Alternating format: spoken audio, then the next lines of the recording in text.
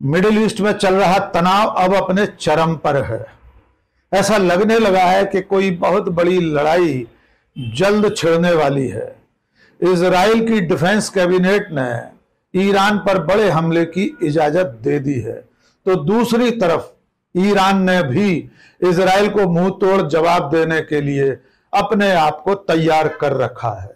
और तीसरी बड़ी खबर यह है कि अमेरिका ने इजराइल की मदद के लिए अपना खजाना खोल दिया है। मध्य पूर्व की ताजा घटनाओं की अपडेट के साथ हाजिर हूं मैं डॉक्टर राकेश पाठक। सोमवार को इजराइल की राजधानी तेल अवीव में इजराइल की डिफेंस कैबिनेट की बैठक हुई। इस बैठक में प्रधानमंत्री बेंजामिन नेतन्याहू ने अपने कैबिनेट के सहयोगियों को ईरान के साथ चल रहे संघर्ष की जानकारी दी। इस कैबिनेट की बैठक में यह तय हुआ कि अब ज्यादा इंतजार किए बिना ईरान के खिलाफ फुल स्केल वॉर यानी पूर्ण युद्ध का आगाज कर दिया जाए। डिफेंस कैबिनेट ने इसकी मंजूरी दे दी है। प्रधानमंत्री ने ईरान पर हमले की सारी तैयारियों के बारे में, गोला बारूद के बारे में, भौगोलिक स्थिति के बारे में और अपनी सारी तैयारियों के बारे में अपने कैबिनेट के सहयोगियों को जानकारी दी है। कैबिनेट की मंजूरी के बाद यह तय हो गया है कि इजराइल आने वाले दिनों में कभी भी, किसी भी समय, किसी भी दिन ईरान पर बड़ा हमला कर सकता है। डिफेंस कैबिनेट इजराइल के इस फैसले के बाद ईरान की प्रतिक्रिया भी सामने आई है। ईरान जो पिछले कई दिनों से लगातार ये कहता रहा है कि अगर उसके परमाणु ठिकानों पर हमला किया गया, अगर इजराइल ने ऐसी कोई जरूरत की, तो ईरान ने भी इजराइल के उन ठिकानों की शिनाख्त कर रखी है, उन्हें चिन्हित कर रखा है जहां पर इजराइल के परमाणु संयंत्र लगे हुए हैं। और ईरान खुद पर हुए हमले का जवाब देने में पीछे नहीं रहेगा।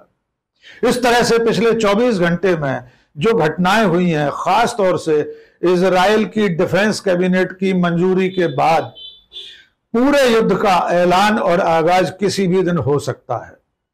इजराइल के चैनल 13 ने खबर दी है कि डिफेंस कैबिनेट में उन टारगेट्स पर भी चर्चा हुई जो ईरान में है और जिन पर इजराइल को हमला करना है। इन टारगेट्स में ईरान के रिवॉल्यूशनरी गार्ड का हेडक्वार्टर भी शामिल है। ईरान के तमाम तेल ठिकाने, उसके परमाणु संयंत्रों की सूची भी डिफेंस कैबिनेट में रखी गई, जिसे इजराइल के डिफेंस कैबिनेट ने मंजूरी दे दी है। यानी ईरान के ये सारे ठिकाने जो इजराइल की जानकारी में हैं, उन पर आने वाले दिनों में कोई बड़ा हमला हो सकता है। इजराइल की डिफेंस कैबिनेट की मंजूरी के साथ साथ अमेरिका के राष्ट्रपति जो बाइडेन ने भी इजराइल को ईरान पर हमला करने की हरी झंडी दे दी है। इसके साथ साथ अमेरिका की सरकार ने इजराइल की मदद के लिए अपना खजाना भी खोल दिया है। अमेरिका की सरकार इजराइल को $5.2 बिलियन की मदद करने जा रही है। अमेरिका की इस भारी भरकम मदद के जरिए, उसकी सहायता से इजराइल अपना आयरन डोम दुरुस्त करेगा। इसके अलावा अपने एयर डिफेंस सिस्टम से जुड़ी हुई लेजर बेस्ड प्रणाली को भी बेहतर बनाने की कोशिश करेगा। आपको याद होगा कि पिछले दिनों जो ईरान ने बड़ा हमला इजराइल पर किया था, उसमें इजराइल का एयर डिफेंस सिस्टम आयरन डोम फेल हो गया था। उसके बाद से ही इजराइल को अपने एयर डिफेंस को और मजबूत करने की जरूरत महसूस हो रही थी। उसकी मदद के लिए अमेरिका अपने आधुनिकतम, अति आधुनिक air defence system, air defence battery third को पहले ही भेज चुका है। उसके लिए एक ट्रुप अमेरिका ने पहले ही इजराइल रवाना कर दिए हैं और यह थार्ड इजराइल में काम भी शुरू कर चुका है। उसकी तैनाती महत्वपूर्ण ठिकानों पर हो चुकी है। इजराइल की कैबिनेट की मंजूरी के बाद और अमेरिका के हरी झंडी दिखाने के साथ अब यह तय हो गया है कि खाड़ी में, मिडिल ईस्ट में कोई बड़ा युद्ध जल्द शुरू होगा। अब इसे टालना लगभग नामुमकिन हो गया है। इसके जवाब में ईरान ने भी अपनी तैयारियां तेज कर दी हैं। ईरान के विदेश मंत्री अब्बास अरागची इजराइल को चेतावनी दे चुके हैं कि अगर इजराइल ने उसके परमाणु ठिकानों पर हमला किया तो इसका माकूल जवाब दिया जाएगा। ईरान के मुताबिक उसने भी इजराइल के उन ठिकानों की सूची बना रखी है, उन्हें चिन्हित कर रखा है जिन पर हमला किया जाएगा। 2 दिन पहले इजराइल के प्रधानमंत्री बेंजामिन नेतन्याहू के पर्सनल विला पर ड्रोन से अटैक हुआ था। उसके बाद इजराइल ने लेबनान और फिलिस्तीन की गाजा पट्टी पर जवाबी हमले तेज कर दिए हैं। दोनों तरफ से ये हमले जारी हैं, लेकिन इस बीच में हमास को एक बड़ी सफलता मिली है। हमास ने इजराइल की आईडीएफ के कर्नल अक्सान दक्सा को मार गिराया है। यह बड़ी सफलता है जो इजराइल डिफेंस फोर्स के कर्नल को हमास ने मार गिराकर हासिल की है। कर्नल अक्सान दक्सा इजराइल की आईडीएफ की 41वीं ब्रिगेड के कमांडर थे। उनके मारे जाने से इजराइल की सेना में भी खलबली मची हुई है। सोमवार को हिजबुल्लाह ने बैलिस्टिक मिसाइलों का टेस्ट करके भी दुनिया को और इजराइल को अपनी ताकत का मुजाहरा एक बार फिर करवाया है। लेकिन इस बीच इजराइल ने लेबनान पर और गाजा पट्टी पर हमले तेज कर दिए हैं। 2 दर्जन से ज्यादा लोग पिछले 24 घंटे में इजरायली हमलों में मारे गए हैं।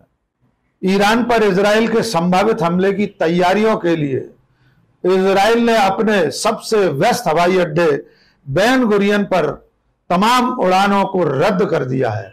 वहां सभी तरह की गतिविधियां फिलहाल स्थगित हैं और यह हवाई अड्डा सिर्फ सैन्य तैयारियों के काम में लिया जा रहा है। आइए अब बात करते हैं हमास की।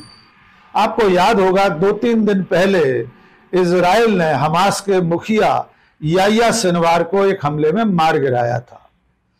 इससे भी पहले हमास के मुखिया इस्माइल हानिया भी इजराइल के हाथों मारे जा चुके हैं।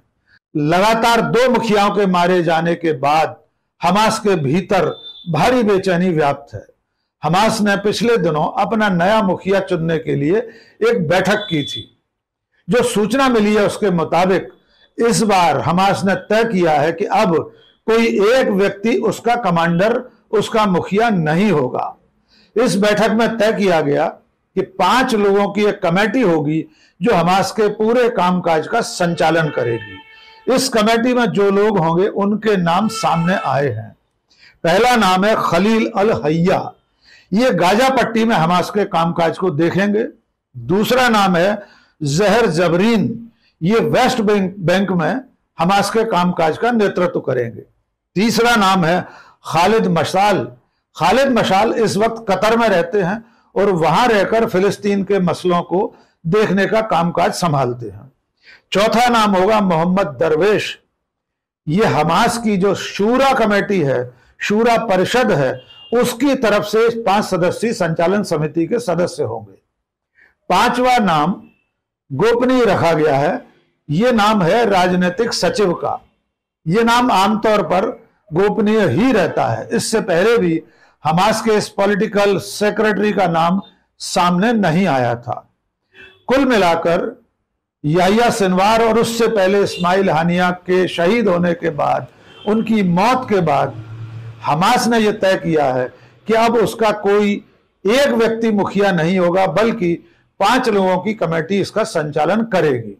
और आखिर में बात अमेरिका के रक्षा मंत्रालय पेंटागन से इजराइल के ईरान पर होने वाले हमले के डॉक्यूमेंट्स के लीक होने की। आपको याद होगा हमने अपने पिछले वीडियो में आपको बताया था कि 3 दिन पहले मिडिल ईस्ट स्पेक्टेटर नाम के एक प्रोफाइल से टेलीग्राम पर कुछ डॉक्यूमेंट्स लीक किए गए थे। इन दस्तावेजों में इजराइल के ईरान पर हमले की तैयारियों का सारा ब्यौरा सामने आ गया था। इन दस्तावेजों के लीक होने के बाद अमेरिका और इजराइल में तहलका मच गया था। अमेरिका इस बात को लेकर हैरान है कि उसके टॉप सीक्रेट डॉक्यूमेंट्स उसके अपने रक्षा मंत्रालय पेंटागन से कैसे लीक हो गए। अमेरिका परेशान है कि पेंटागन में ऐसा कौन भेदिया है जो इजराइल और उसकी तैयारियों का, इजराइल के ईरान पर हमले की तैयारियों का सारा ब्यौरा दुनिया के सामने लाकर रख दे रहा है। शुरू में जब ये दस्तावेज सामने आए तो यह शंका जाहिर की गई, यह शक किया गया कि कहीं अमेरिका ने खुद ही तो ये दस्तावेज लीक नहीं करवा दिए।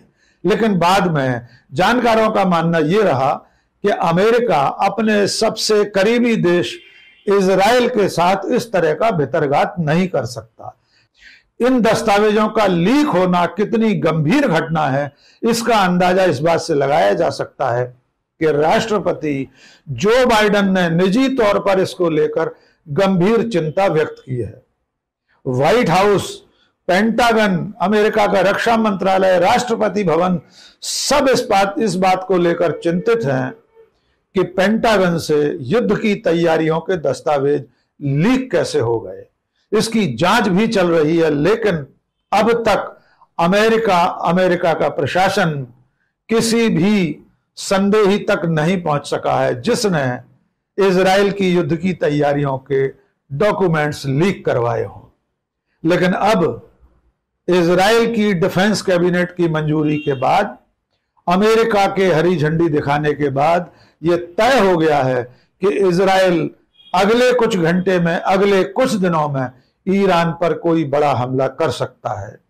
यह भी तय हो गया है कि अब मिडिल ईस्ट की यह लड़ाई किसी बड़े महायुद्ध में बदलने वाली है। इसे रोकने की कोशिशें करता हुआ दुनिया में इस वक्त कोई नहीं दिखाई दे रहा। ईरान, फिलिस्तीन, लेबनान के साथ रूस, चीन, उत्तर कोरिया जैसे देश खड़े हैं। दूसरी तरफ इजराइल का साथ देने के लिए अमेरिका, ब्रिटेन, कनाडा, ऑस्ट्रेलिया जैसे देश सबके सामने है ही।